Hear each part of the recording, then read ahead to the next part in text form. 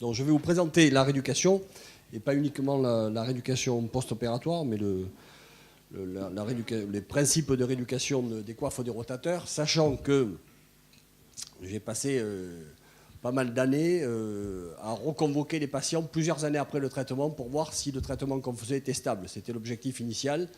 Et donc là, en ce moment, je suis en train de revoir les coiffes avec 5 ans de recul, les ruptures de coiffes non opérées. J'ai fait une revue de 81 coiffes qui avaient été publiées en kinésithérapie de coiffes opérées aussi, pour faire la différence entre les différents facteurs de rééducation qui enfonçaient le résultat. J'ai revu l'année dernière une série de capsulites avec 5 ans de recul. Et donc tout ce que je fais, reconvoque les patients pour voir si les résultats tiennent ou pas à long terme. Parce que si c'est améliorer le patient par 40 séances de rééducation et que 6 mois après, il est comme avant, aucun intérêt, il vaut mieux l'opérer plus tôt.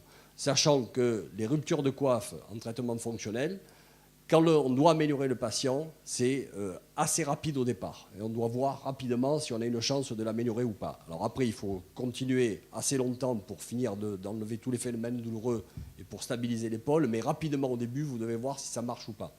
S'il reste pareil pendant 10 séances ou 15, ça ne marchera jamais, ou il faut changer de technique. Bon, voilà, ça c'était pour le préambule. Donc la méthode CGE, ça veut dire concept global d'épaule. J'avais donné un nom à un moment pour le différencier de la méthode des abaisseurs, que vous devez connaître, j'espère.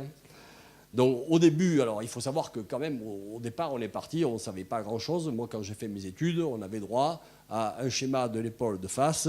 Quand il faisait beau, on avait l'acromion dessus pour faire un peu d'ombre. Et on nous disait, quand la tête monte, c'est qu'il y a une pathologie de la coiffe. Voilà en quoi ça se résumait. Donc évidemment, la rééducation ne pouvait pas être extraordinaire. Il n'y avait aucun schéma, le scanner n'existait pas.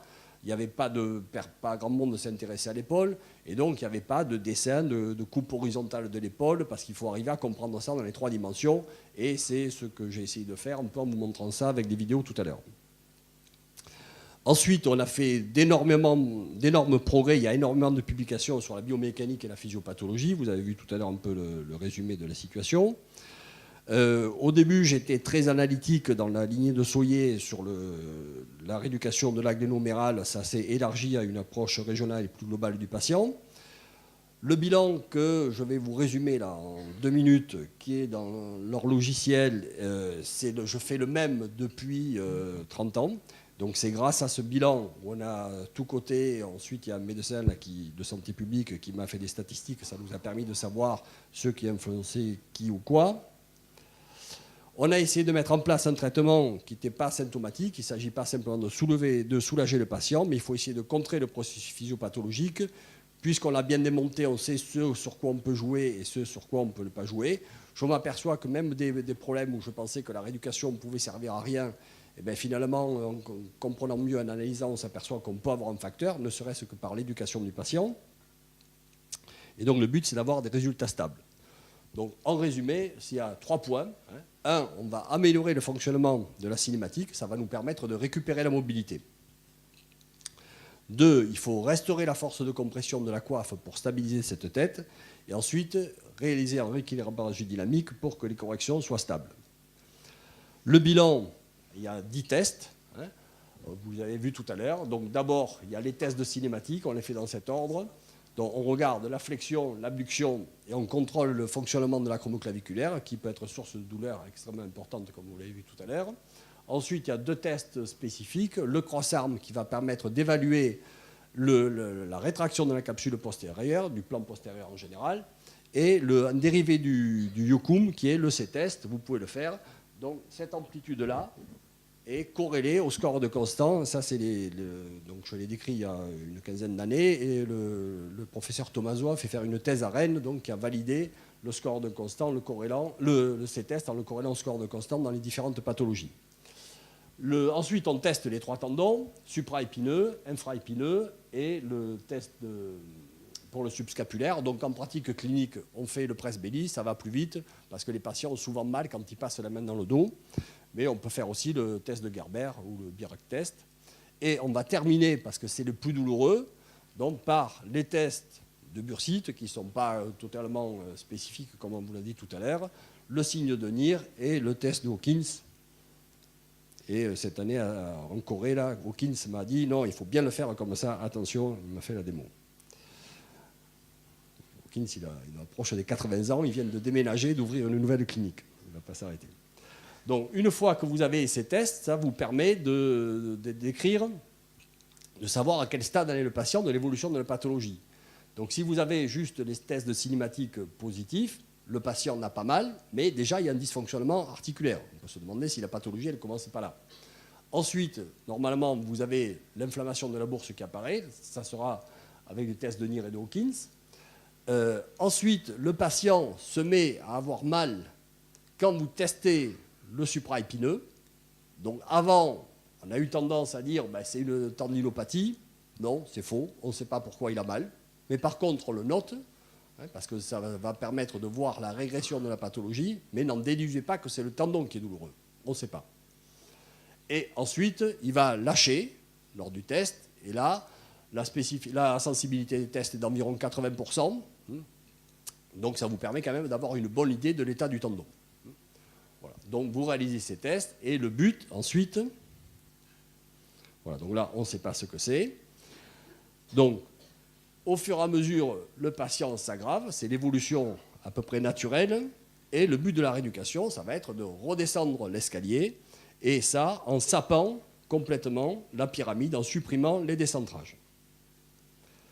Donc comment faire? Par démobilisation passive spécifique, où on va appuyer sur la tête humérale pour la postérioriser. Vous avez vu qu'il y avait un décentrage antéro-supérieur, vous verrez une vidéo après. Ensuite, on étirera le plan postérieur, la capsule, mais aussi, attention, parce que ça étire la partie postérieure du supraépineux et de l'infraépineux.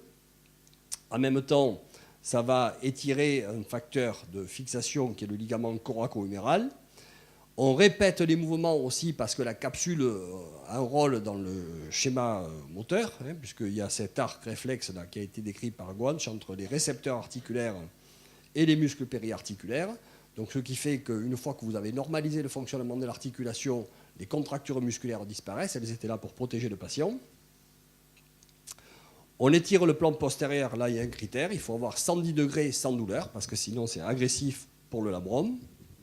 Chaque fois que vous récupérez une amplitude, on ne le faisait pas au début, ça, mais on s'est aperçu que le cerveau, il ne savait pas que vous aviez récupéré l'amplitude. Donc, en fait, il faut répéter plusieurs fois le mouvement pour que le cerveau intègre la nouvelle amplitude dans le schéma moteur. Donc avec une bonne qualité gestuelle. Donc ça, c'était pour la correction du décentrage antéro-supérieur. On va maintenant corriger le spin. Donc c'est la perturbation du roulement-glissement dans la rotation, ce que vous avez vu tout à l'heure. Et là, ça permet de récupérer la mobilité passive en abduction et en rotation. Voilà. Donc, et là, c'est pareil, il faut informer le cerveau qu'on a récupéré de la rotation et on s'aperçoit que premier mouvement, on a 20 degrés, on fait juste la mobilisation passive. Second, le cerveau il s'aperçoit que ça ne coince plus, il vous lâche le subscap, 25, 30, 35, ça fait comme une roue crantée. À chaque mouvement, vous gagnez l'amplitude que vous avez récupérée par la mobilisation, la correction du spin.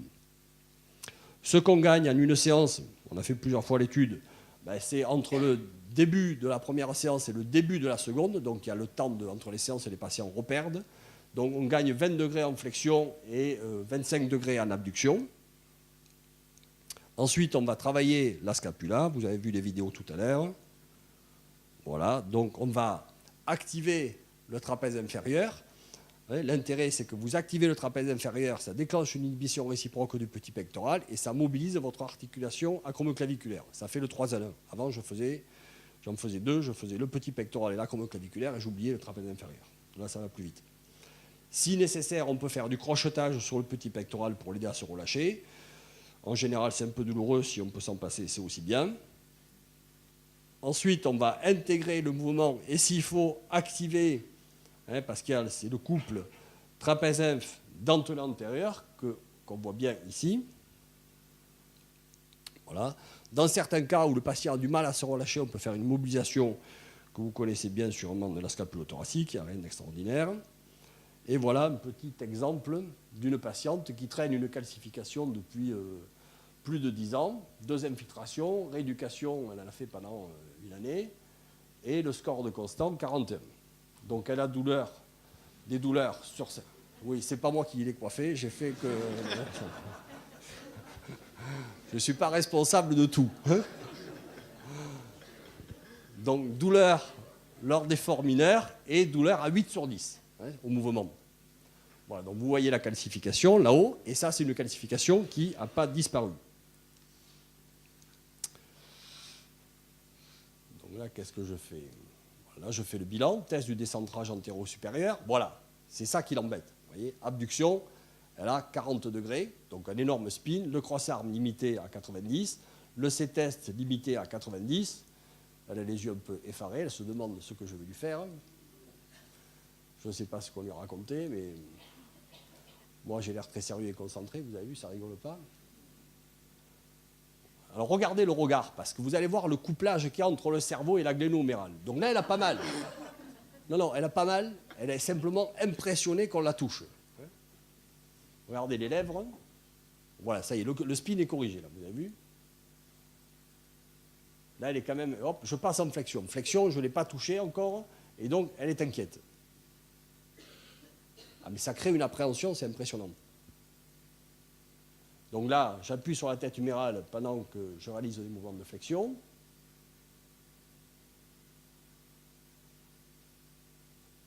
Elle commente. J'ai coupé le son parce qu'elle a l'accent du sud pire que moi. Vous ne comprendrez pas.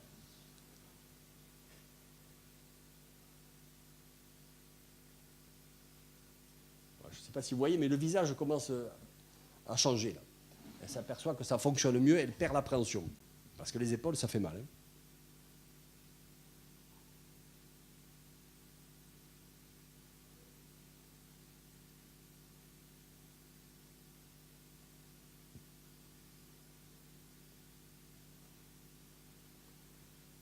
Bon, et là, j'intègre ce que je viens de récupérer. Ouais, sinon, elle ne le sait pas.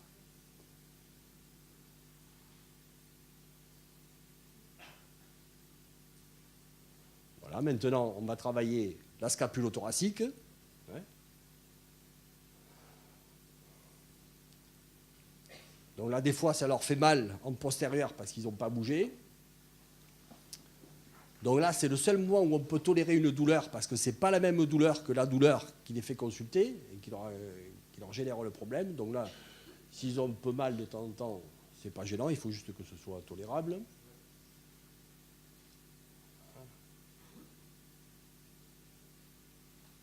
On intègre, parce que la difficulté de l'épaule, c'est le couplage de la glénomérale et de la scapulothoracique, c'est ça qui est compliqué pour la programmation. Donc là, regardez, elle va explorer progressivement les nouvelles amplitudes. Le cerveau, il ne sait pas jusqu'où il peut aller. Donc là, on ne corrige pas tout en une fois, parce que les problèmes mécaniques sont liés par la programmation. Donc on va y aller progressivement. Donc là, il ne faut pas avoir peur d'en rajouter parce que ça lui permet de voir. Ça ne peut pas faire mal puisque vous mobilisez que la scapula, on ne touche pas la glénomérale. Mais ça lui fait perdre l'appréhension. Voilà. Et avec la main axillaire, vous voyez, j'aide la bascule latérale de la scapula. Et c'est l'inverse de la rééducation en abaissement.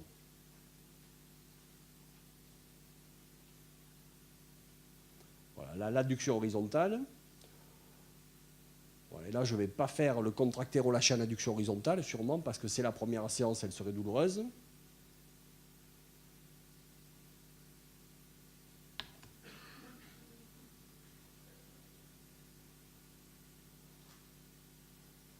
Bascule pas assez, voilà. Ça y est, elle commence à piger. Et juste le petit doigt en dessous, vous avez vu qu'il la guide, pour lui faire sentir qu'il faut bien lâcher la scapula.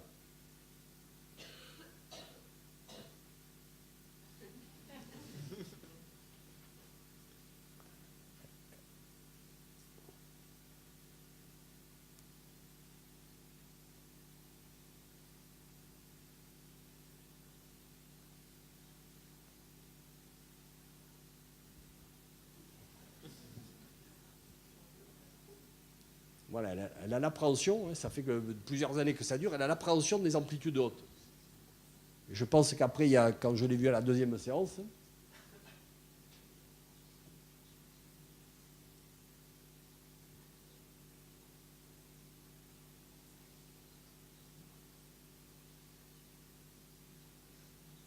Et donc là, c'est un mouvement qui est compliqué. C'est surtout pas serrer les épaules derrière. Hein.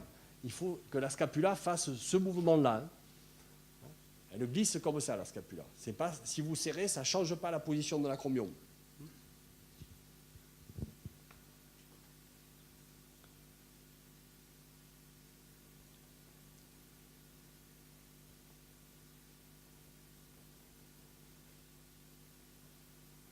Vous voyez, ça y est, elle a perdu une partie de l'appréhension.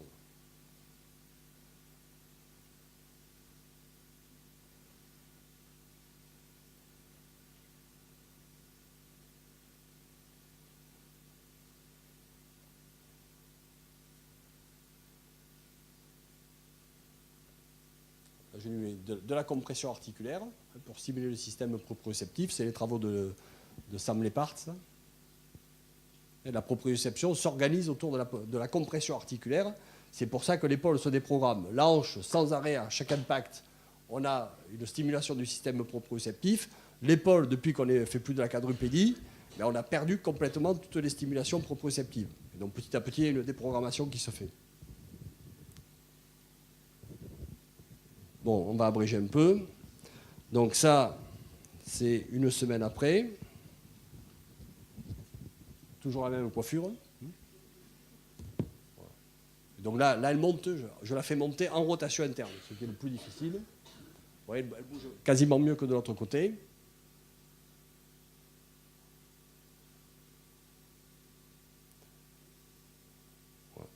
Alors du coup, comme elle a vu que ça marchait bien, elle m'a amené sa mère et, oh surprise, la même coiffure. J'ai pas le film de la mère, là, je vous demande de me croire sur parole, mais c'était assez énorme. Alors je lui dis, mais votre mère est coiffée pareil que vous? Elle m'a dit, non, c'est moi qui suis coiffé comme elle. Voilà, alors une fois que vous avez fait ça, il ne faut pas croire que les patients sont guéris. C'est pas stable. Hein, c'est pas stable, et c'est là où on va donc restaurer la force de compression articulaire. C'est la fonction de la coiffe, c'est pas de bouger la fonction de la coiffe. Et cette coiffe, pour être fonctionnelle, elle doit s'activer 100 millisecondes avant le début du mouvement. Hein, c'est ce qui va créer la coaptation et la stabilité de la tête. Et c'est ce qui est déprogrammé. Voilà. Donc là, vous comprimez. À partir de l'horizontale, tout est bon. Hein, et à la verticale, c'est encore mieux. Lui, il avait une rupture de coiffe. Ensuite, on va travailler les muscles postérieurs. Voilà, donc lui, il avait une rupture de coiffe d'un côté, opéré de l'autre côté. Ça n'avait pas trop bien marché, mais c'était un problème de rééducation, en fait. Et celui d'en dessous, il avait 74 ans, rupture de 4 cm bilatérale. Et donc après, on travaille. Donc lui, c'était un médecin. Et je lui ai dit, écoutez, j'ai jamais fait ça à quelqu'un qui a une rupture de 4 cm de côté. Si vous voulez essayer, il me dit, je le sens bien. Et donc, trampoline où on rebondit sur les mains, comme d'habitude c'est fait pour les pieds. Là, on les fait rebondir sur les mains et ça va recréer la coaptation et donc le réflexe. Ensuite, pour ça, travaille avec des flexibars. Hein, donc ça entraîne une grosse co-contraction. Vous voyez, là, il n'est pas torse nu, hein, mais de tous les muscles de l'épaule. Donc il faut des séries courtes parce que c'est ischémiant, c'est très isométrique. Mais par contre, il n'y a quasiment il n'y a pas de phénomène douloureux. Voilà, et ça, on peut le faire chez les sportifs dans différentes positions. Ensuite, il faut, pour fixer, avoir un résultat pérenne, il faut donc réaliser le rééquilibrage dynamique. Il n'y a pas assez de rotateurs latéraux par rapport aux rotateurs médiaux. Donc c'est démontré que, voilà, il y a plusieurs études qui montrent qu'en fait, on manque de rotateurs latéraux, surtout chez les patients douloureux. Donc il y a une règle, c'est que tant que le patient a mal, il ne faut surtout pas le faire travailler contre résistance. Donc là, électrostimulation du supra et de l'infraépineux. L'électrostimulation n'est pas assez utilisée. Et dès qu'il a plus mal, un travail donc actif avec des bandes pas trop élastiques pour ne pas travailler la rotation dynamique et créer les forces de cisaillement. Il faut des systèmes qui soient peu élastiques. Et les faire travailler sur des petits secteurs. Vous voyez, ils mettent en tension, ça fait 5 degrés de rotation à peu près, ils tiennent et ils relâchent. À 20% à peu près de la force maximum pour travailler l'endurance de la coiffe. Il ne faut pas travailler la force explosive de la coiffe, il faut travailler l'endurance. Et on augmente petit à petit d'une série jusqu'à arriver à maximum 10 séries. Donc ils doivent bien fixer la scapula, bien avancer le sternum pour replacer leur scapula. Alors, les abaisseurs, donc qu'est-ce qu'il en reste? Donc ça, c'est un rythme scapulo-méral normal.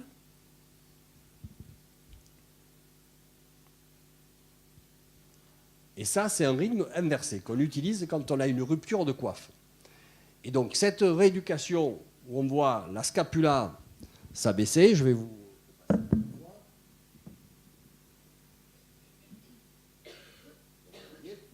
Première phase, il y a un abaissement. Ce n'est pas une décoaptation de la tête. C'est pas la tête qui se décoapte, c'est une sonnette médiale de la scapula, mais l'angle scapulo-huméral s'ouvre. Donc pour ça, il faut qu'il y ait un relâchement des adducteurs. Le muscle, le moteur, c'est le petit pectoral, l'élévateur de la scapula. Et ensuite, vous avez une bascule sonnette latérale avec un verrouillage de la lumbaire. Donc ça, c'est les patients souvent qui ont des ruptures importantes de coiffe et qui demandent rien à personne, ils sont dans la nature, des fois ils viennent me voir pour autre chose. Vous voyez sous le vêtement la scapula qui bascule énormément, c'est une rupture de coiffe. Et donc ils ont trouvé cette façon de fonctionner. Mais là, l'angle s'ouvre, il ne faut surtout pas travailler les adducteurs. Voilà, parce que le risque, vous avez l'ouverture, voilà, ça c'est le bon rythme. Mais il n'y a pas de décoaptation de la tête, il n'y a pas d'abaissement de la tête. Et souvent, et vous allez en voir des patients, voilà ce que ça peut faire. Et là, vous avez au contraire, comme ça vous descend l'acromion, vous avez un coincement de la coiffe. Alors ça n'arrive pas quand on avait des petites dames qui avaient 80 ans et qu'on leur faisait abaisser le moignon de l'épaule. Elles n'intégraient pas bien le geste. Et là, vous allez voir des jeunes qui ont bien intégré le geste. Donc, si on travaillait par hasard les adducteurs, eh bien, ça donne cette résultante qui passe à l'intérieur, qui est sous le centre de rotation. Ça ne peut pas bien fonctionner. Ça va vous entraîner la translation de la tête humérale, et c'est ce qui se passe quand il y a la faillite de la coiffe des rotateurs, qu'il vous reste les adducteurs et le deltoïde, et donc ça donne l'omarthrose excentrée. C'est ça la genèse de l'omarthrose excentrée. Donc ça, c'est des patients qui ont bien intégré une mauvaise rééducation mal comprise de ce rythme inversé qu'on peut parfois utiliser. Je ne l'utilise quasiment plus, mais on peut. Et là, c'est des patients à qui on a appris à co-contracter les abaisseurs. Donc, on les voit bien. Et donc, voilà ce que ça donne. Ils ne peuvent plus lever le bras. Ils sont verrouillés. Vous voyez, et ce n'est pas des gens âgés. Je n'ai jamais vu de personnes âgées comme ça. C'est que des jeunes. Alors, ceux-là, ils ont fait le Tour de France. Et ils vont voir X chirurgien, et après, moi, c'est un chirurgien qui me les envoie pour essayer de les sortir d'affaire. Voilà ce que ça donne. Vous voyez, il penche du côté où il va tomber, celui-là, parce qu'il a le grand dorsal en plus. Celui-là, on voit bien la contraction ici. Alors, après, on les traite. Celle-là, elle avait 20 ans, la gamine, on l'a traitée de folle, parce qu'à l'imagerie, on ne trouvait rien, elle était bloquée. C'est la rééducation trop intégrée. Donc ceux-là, j'en ai guéri aucun. Ils sont tous repartis comme ça parce qu'on n'avait pas compris ce qui se passait. Alors, à force d'en voir, en 2010, donc, on a intégré, sur les 13 gestes de la méthode de CEGE, 7 gestes pour la scapula. Voilà, alors celle-là qui arrive, elle a bien appris la leçon, vous voyez, elle penche, et là, elle est fixée, bloquée. Donc là, une fois qu'on utilise les gestes pour la scapula que vous avez vu tout à l'heure, eh bien, elle arrive en une séance à monter. Au passage, elle était infirmière, elle avait été opérée, changement de boulot. Voilà. Celle-là, douloureuse, 2007 acromoplastie, 2009 réparation d'une rupture partielle. Et c'est pareil, elle baisse bien, elle a bien assimilé. Et ensuite, elle est bloquée. Et ça surmène l'acromoclaviculaire. Et Gerber a fait une étude en injectant des solutions salines dans l'acromoclaviculaire. Il a montré que ça donnait des douleurs qui irradiaient dans le rachis cervical, devant dans le petit pectoral et dans le V deltoïdien. Donc là, elle n'est pas décentrée, celle-là. C'est juste une dysfonction de la scapula. Donc on va lui activer la bascule latérale de la scapula. Là, vous voyez l'espace qu'il y a entre le deltoïde et l'oreille. Ça ne marche pas assez. Donc là, on lui fait bien monter tout le moignon. Ensuite, on stimule la compression pour qu'elle intègre proprioceptivement le schéma. Voilà. Alors, une dernière pour la route. Donc celle-là, elle est bien intégrée. Alors c'est une hyperlaxe. Chez les hyperlaxes, ça amplifie un peu tous les phénomènes. Ouais, donc vous voyez les tensions qu'elle a. On lui fait le bilan. Donc cross-arm limité, donc rétraction de la capsule postérieure, ses tests limités. Et par contre, les tests, elle verrouille tous les tests. Et en fait, elle n'a pas plus mal que le reste du temps, elle fait toujours la tête. Donc là, cross-arm limité, décentrage antéro-supérieur, la manœuvre que vous avez vue tout à l'heure. Et comme c'est une laxe, en un coup, la tête se postériorise et on passe de 70 à 130 degrés à peu près. Pour le spin en abduction, regardez les têtes, c'est important, ça montre où c'est que ça se passe le problème. Ce n'est pas que dans l'articulation. Donc regardez l'appréhension, on corrige le spin et instantanément, quand elle sent que le spin est corrigé, elle voit que l'épaule marche bien et qu'elle n'a plus ses douleurs. Et là, l'abduction, vous passez de 90, je vous ai dit qu'on gagnait 25 degrés à peu près, là on a 110. C'est pas énorme, mais c'est la zone où ça coince. Donc si vous la supprimez, c'est le problème. Après, on intègre, on travaille un peu la scapula, bascule bien latérale, et donc voilà, après, avant. Alors pourquoi c'est aussi rapide? À l'époque, quand j'avais fait les formations de Soyer, je me serais fait couper les deux mains en me disant l'épaule, c'est un problème mécanique. Non, ce n'est pas un problème mécanique, c'est tout dans un défaut de programmation, parce qu'elle s'est déprogrammée à cause du manque d'appui, le déséquilibre musculaire, et en fait, quand dans le cerveau, vous leur remontrez quel est le bon fonctionnement, c'est pour ça que vous avez des résultats qui sont assez spectaculaires. Pas toujours, il ne faut pas croire qu'on règle tous les problèmes, Germain, ça serait trop facile. Des fois, il faut... Donc là, je vous ai dit, améliorer, c'est pour vous montrer comment ça marche, mais ça ne veut pas dire guéri. Quand on a fait les référentiels à la CNAM, j'aurais filé mes statistiques, et mes statistiques, c'était 25 séances, ce qu'on a marqué. Donc, on ne passe pas à moins de 25 séances. Et s'ils ne sont pas tout à fait stabilisés, on fait une entente pour les prolonger. Et il y a quelques cas où on est un peu chanceux, où en peu de séances, ça va bien marcher. Donc, par rapport à ce qu'on a appris, les abaisseurs, on les travaillait là au contraire, vous avez vu qu'on les relâche. Là, après les travaux de l'éparte, on ne décoapte pas, on comprime l'articulation surtout. La scapula qu'on a baissée, au contraire, on l'a fait bien lever, et surtout cette bascule postérieure qui est importante, c'est ceux qui jouent sur la position de l'acromion. On évite on évitait les compensations. Là, au contraire, il faut les laisser faire, les compensations. Le patient, il vit grâce à ça. On faisait de l'actif aidé et de l'actif, là, on fait que du passif. Et ensuite, on fera la tonification. Des fois, on m'a envoyé des patients qui avaient attendu, on attendait qu'ils aient plus mal pour aller faire de la rééducation. Non, il faut vite les envoyer parce qu'après 3 mois, il y a une étude qui vient de montrer qu'après 3 mois, ça modifie votre programme moteur, indépendant de l'intensité de la douleur. Donc il ne faut pas attendre, si on ne veut pas compliquer la rééducation, il ne faut pas attendre trop longtemps pour les avoir en rééducation. Quand ils commencent à bien fonctionner, on rajoute l'autorééducation avec le tilt postérieur et ensuite ces mouvements d'autopassif. Ça, c'était les plaquettes.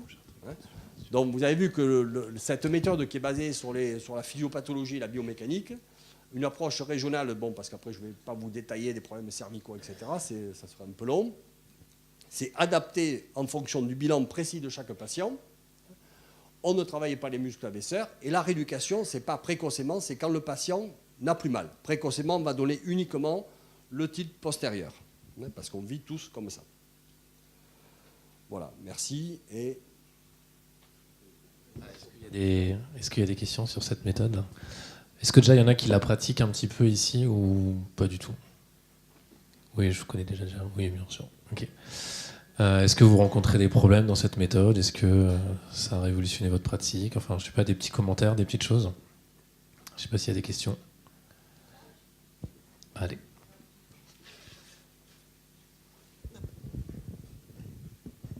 Au niveau de ma pratique, ça a bien amélioré. J'ai encore un problème, c'est sur les capsulites rétractiles. Non, les capsulites rétractiles, c'est une autre maladie. Moi, je leur dis, les gens qui viennent de loin, je leur dis, c'est pas la peine de venir chez moi pour ça, parce que de toute façon, ça va durer 1 an à peu près. Donc là, je les ai revus avec, je crois que c'est 4,7 ans de recul après la fin du traitement. Donc il y en a qui étaient à 9 ans. Donc, statistiquement, ils sont symétriques par rapport à l'autre épaule. Et donc, j'ai été surpris parce qu'il y avait des... Alors, ceux qui n'ont pas terminé la rééducation, ceux-là ne sont pas parfaits. Parce qu'il y en a qui en ont eu ras-le-bol, ils se sont arrêtés un peu avant. Les autres, ils sont parfaits. Il y en a qui ne savent même plus de quel côté c'était. Et par contre, j'ai été surpris parce qu'il y en a score de constant normal, c'est-à-dire mobilité normale, force normale, douleur zéro. Et quand on les interroge, ils s'estiment toujours handicapés. Parce que quand on leur demande comment ils ont vécu la capsulite, c'est dramatique. Hein. Ils ont des douleurs abominables. Hein. Ils me disent, j'avais l'impression qu'on me mettait des coups de barre à mine sur l'épaule toute la journée. C'est insupportable. Ils ne savent pas quand est-ce que ça va se terminer. Ils se demandent qu'est-ce qui leur est arrivé, pourquoi ça tombe sur eux. Leur entourage qui ne comprend pas, parce qu'ils n'ont pas eu de traumatisme. Si vous tombez du 2e étage, on va vous dire, tu as de la chance de t'être fait qu'exploser la tête humérale. Là, ils n'ont rien eu. Toute l'imagerie est négative. C'est la définition de la capsulite. Et donc, les gens autour d'eux ne comprennent pas. Le mari ne comprend pas. Je dis le mari parce que c'est un peu plus de femmes que d'hommes. L'employeur, il croit que c'est des tirs aux flammes parce qu'ils n'ont rien. Mais qu'est-ce que tu as? Tu as les tendons cassés? Non. Tu as une fracture? Non. J'ai mal. Hein, donc, ils le vivent très mal. Et l'intensité de la douleur les a vraiment traumatisés. Donc, la morale de l'histoire, c'est qu'après cette étude, justement, je me suis dit que j'ai pas fait tout mon boulot, je croyais l'avoir fait. Hein, le patient, il arrive, il ne peut pas bouger et il a mal. Il repart, il a plus mal, il bouge normalement. Je pensais qu'ils étaient guéris. Ils ne sont pas guéris. Il faut faire une dernière étape qui est le reconditionnement à l'effort, leur apprendre à avoir reconfiance à l'épaule. Donc là, on a développé un programme là-dessus et je pense que je serai peut-être à la retraite la prochaine fois, mais je pense que ça va régler ce problème-là que j'ignorais. Hein, parce qu'avant, on ne savait pas où que ça se passait en partie dans la tête. C'est pour ça que j'insiste. Pour la capsulite, je pense que notre expérience, il y a 2 kinés au moins qui sont passés par chez nous, enfin qui travaillent toujours d'ailleurs, je vais leur demander. Cindy ou Joël, raconte-nous comment tu vois notre prise en charge de la capsulite à la clinique Saint-Hilaire, à 50 mètres d'ici. On a un retour, enfin je sais pas, moi j'en ai débloqué, je peux dire à peu près 200. On fait une injection, donc la rhumatologue fait une injection intracapsulaire de naropène, et elle ajoute en général un corticoïde. Et dans la demi-heure qui suit, je mobilise l'articulation. Alors régulièrement, on a des craquements qui correspondent, je pense, à la fissuration de la capsule articulaire. Et puis, à ma foi, souvent une quinzaine de séances après, c'est terminé.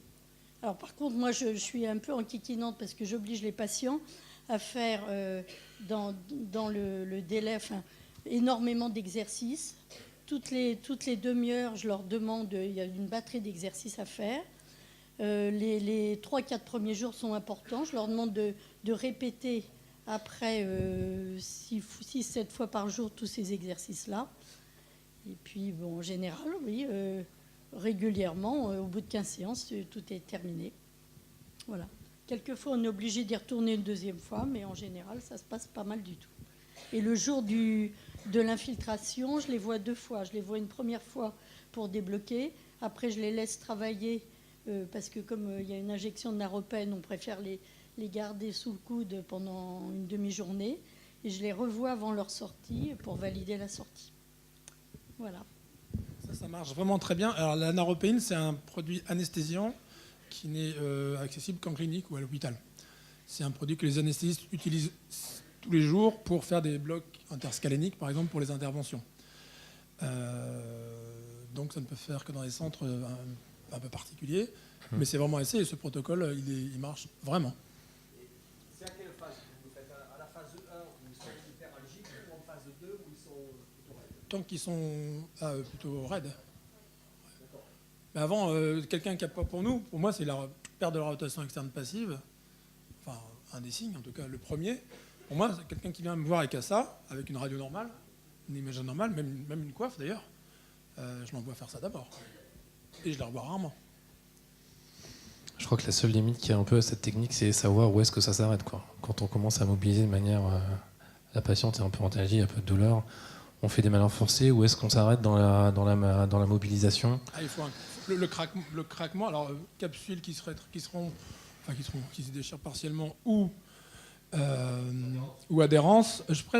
Personnellement, quand je fais donc une intervention, une coiffe ou une acromio, je commence par mobiliser. Il dort. Lui, il a son bloc interscalénique, il a 0 douleur, de chez 0 douleur. Je le bloque. Si ça vient pas, je le fais craquer.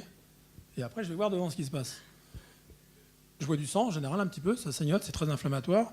La capsule, je ne saurais pas vous dire si elle est déchirée ou non. Je ne vois pas de différence. Donc, donc le terme même capsulite, c'est un peu un flou quand même. C'est pas très précis, quoi.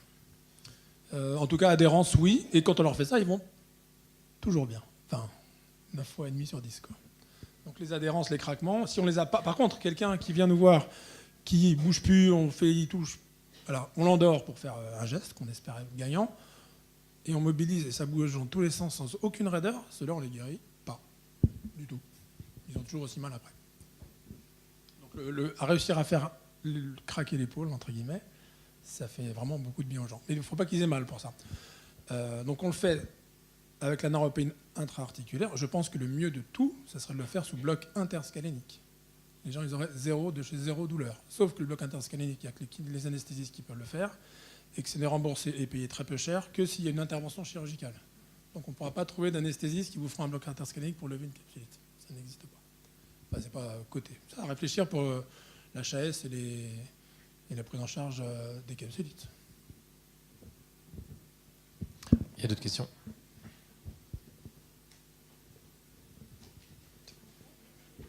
Je m'excuse, c'est une question un petit peu intéressée. Je voulais savoir, dans les compressions de bras au zénith, comment vous préconisez le scapuléo? Parce que j'ai pu voir ça, mais est-ce que vous l'utilisez? Non, en fait, le scapuléo, le kiné qui a mis ça au point l'a fait après une de mes formations. Donc le principe est bon, à mon avis, sur la compression, parce qu'avant je faisais compression-traction. En fait, je me suis aperçu que la traction, c'était pas dans le schéma moteur, quoi, en fait, dans le programme moteur. Donc je fais plus que la compression. Et en fait, comme on fait juste 3-4 coups, aller l'installer sur un appareil voilà. Dans ma pratique, moi je fais comme ça, 3-4 coups en fin de séance. Et encore, pas chez tout le monde, parce que celui qui est un peu raide, lui, c'est pas la peine d'aller le comprimer. Donc aller l'installer sur une machine où il faut bien faire les réglages, etc., ça me semble un peu long pour faire ce que j'en ai à faire personnellement. Ou alors, ce qu'on peut faire, c'est aussi à l'espalier. À l'espalier, ils se tiennent à l'espalier et ils peuvent aussi faire des compressions comme ça sur l'espalier. Et je leur fais faire en auto-rééducation contre le mur aussi, même ceux qui ont des ruptures massives de coiffe. Ils prennent le bras, ils se mettent là et ensuite ils appuient sur le mur. Hein.